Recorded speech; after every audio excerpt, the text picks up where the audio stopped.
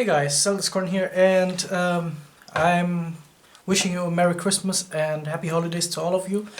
Today we will be looking at the Asus X541SA laptop, which we bought for a friend.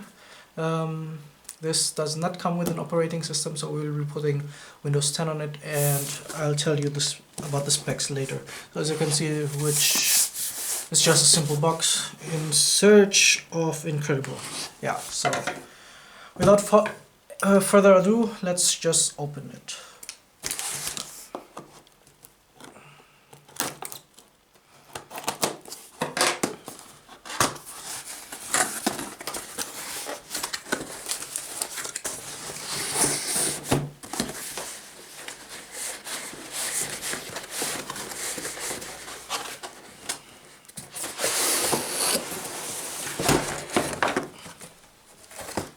Nothing more in the box.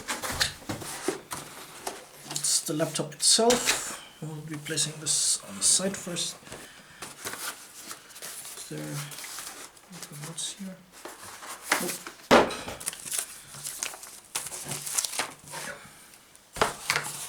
And here's the box. So it does come with a power cable, of course. So the power strip, you get like your drivers or more information, and some user manuals, which we don't need. So let's take a look at the laptop itself, which is nicely packed as usual. Wow. Okay, this has a really gloss finish to it.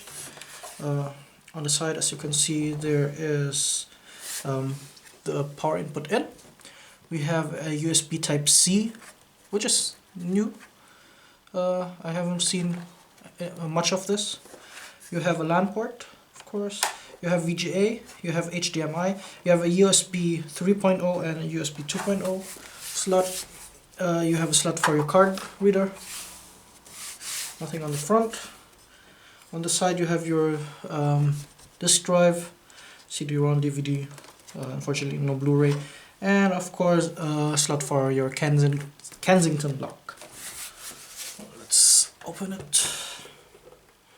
Let's see. Protective cover. So this is a 15.6 inch laptop screen.